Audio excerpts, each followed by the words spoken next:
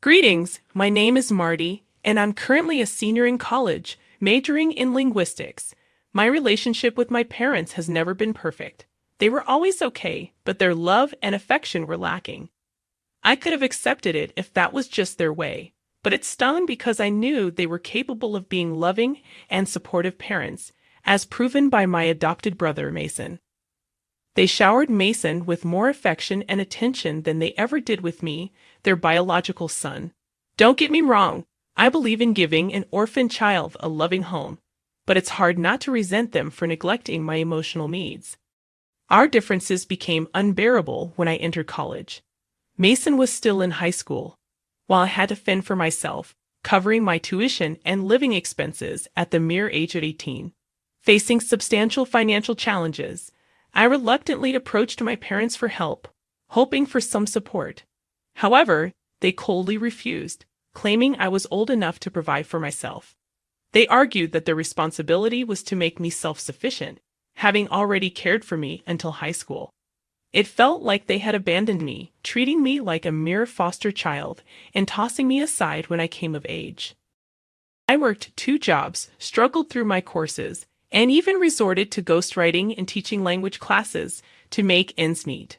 I fought hard, but it was a constant battle. My dream was to survive until graduation, after which I planned to secure a full-time job and pause my education until I could afford it. Meanwhile, back at home, Mason lived a life of luxury. Every holiday, he received extravagant gifts, including a car, something I had begged my parents for but was denied.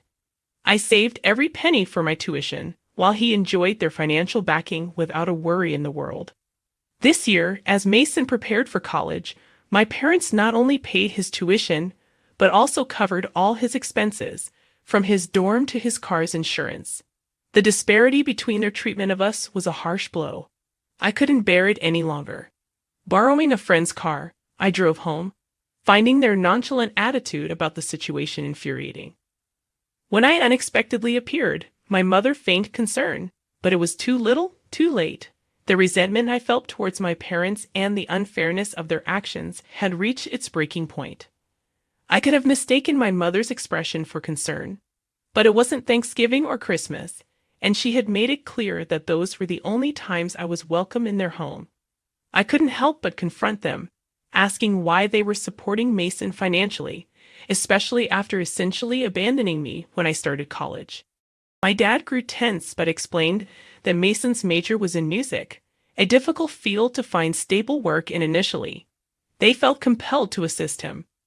I had worked odd jobs and waited tables to put food on my table, majoring in linguistics. Their excuse felt hollow. That night, I told my parents that they needn't worry about setting another plate for me. They could give everything to the son they loved more. Walking away, I was crushed, unable to comprehend why they never loved me. My resentment towards Mason grew. I recalled moments when my parents had showered me with attention, taking me out to play, and my mom cooking my favorite breakfast. Then they brought Mason home, and my life changed.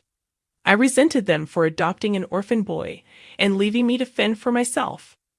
After struggling through college and years of hard work, I finally achieved the financial stability I craved. I graduated, got a car, paid my rent in advance, and saved some money. Life was tough, but it was finally good. Karma was cruel, but it also had a way of balancing things out. 3 years later, Mason called me in the middle of the night, begging me to pick him up from California while I lived in Chicago. Reluctantly, I agreed, sensing fear and sickness in his voice. When I arrived, I found him in a pitiful state, unkempt, soaked from the rain, and his eyes bloodshot.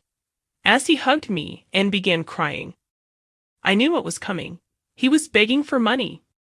Despite my hatred for him, his desperation almost evoked pity, but I steeled myself against it. I asked him to explain his homeless situation, but all he did was plead for money, claiming he owed it to someone who would kill him if he didn't repay. I had neither the time nor the money for this, but he was still my brother. I couldn't just abandon him. We grew up together. I had known him since he was just 3 months old. Despite my frustration, I decided to take him to my place, hoping we could discuss his situation there. He fell asleep within 15 minutes of the drive. I ended up driving him to my parents' house. The journey took about 40 minutes from Chicago. I felt it was necessary for my parents to see the result of all the money they had poured into Mason. Perhaps it was a move of both concern and retribution, but deep down, I knew I was wrong too. Upon my arrival at my parents' house around 2 in the morning, I was nervous.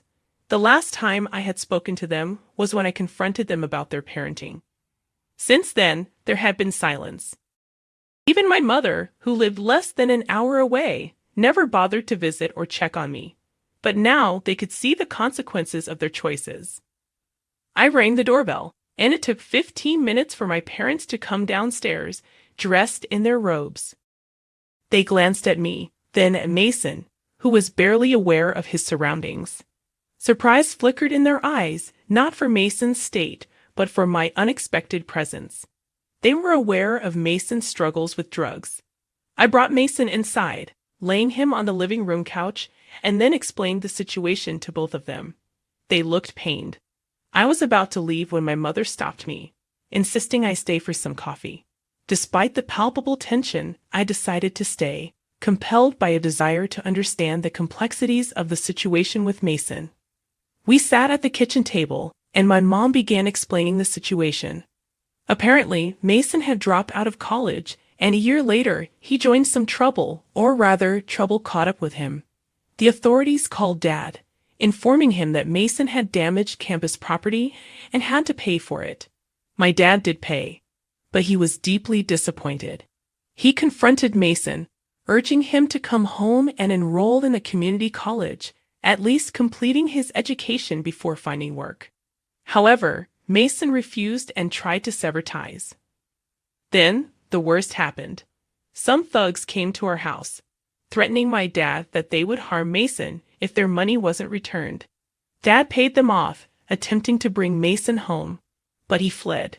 2 days later, they found him in California, where he had fallen into drugs. My mother began to cry at this point, revealing that they had placed him in a rehab facility in California 4 months ago. That was the last time they had seen him before I brought him back home.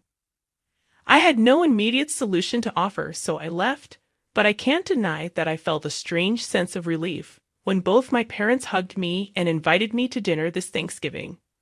I wondered if I was wrong for feeling a twisted sense of joy over my brother's downfall. Not the whole. I wouldn't even blame your brother. It's your parents who are at fault. They've driven a wedge between their sons due to their misguided parenting. You helped your brother, which shows you're a good person. Well, your brother's life is in ruins, and you're happy that your mother wants to invite you for dinner. It might seem petty and mean, but I'd say you're not the whole if you can't understand the concept of empathy.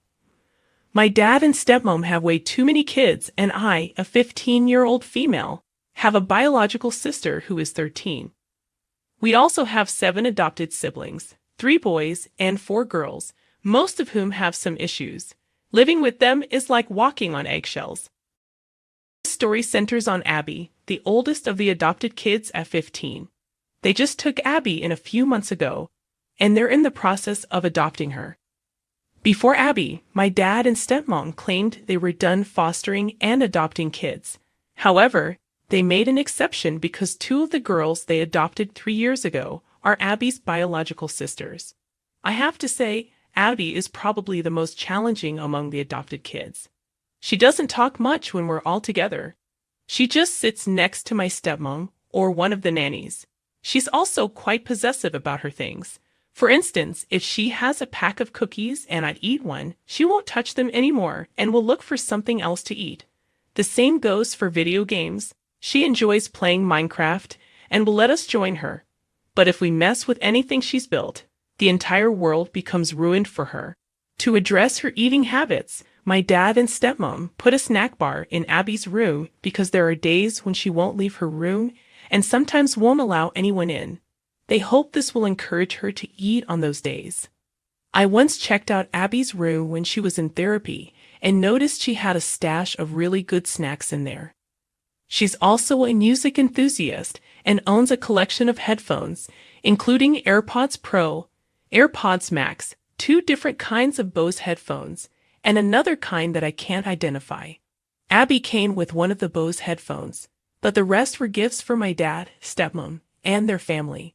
She's constantly obsessed with having her headphones on and ensures they're always charged. One day, Abby, my stepmom, and my sister were hanging out in my dad's room. I needed headphones but couldn't find mine, so I ventured into Abby's strictly off-limits room, an area accessible only to my stepmom and one of the nannies. I borrowed her AirPods Max and grabbed a fruit roll-up and a bag of cookies from her snack bar. I intended to charge the headphones and return them once I was done using them. When Abby discovered someone had been in her room, she threw a tantrum.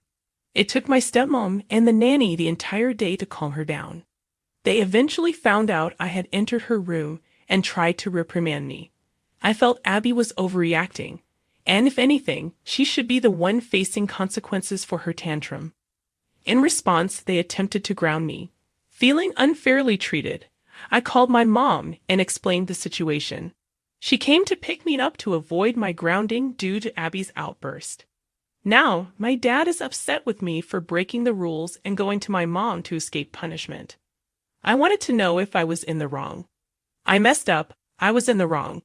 It's apparent now, Abby might be autistic or might have suffered from abuse in her past. There's a reason her room is off limits, a reason she acts the way she does. What's worse, it seems like she's never done anything to warrant such casual disregard for her boundaries.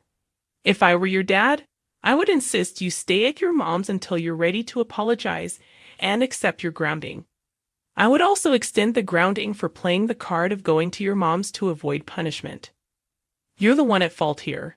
Foster kids, especially when new to a family, can be very difficult, struggling to adapt. That doesn't make you or her a bad person. However, what makes you wrong is going into her room, knowing it's off limits, stealing, not borrowing her things.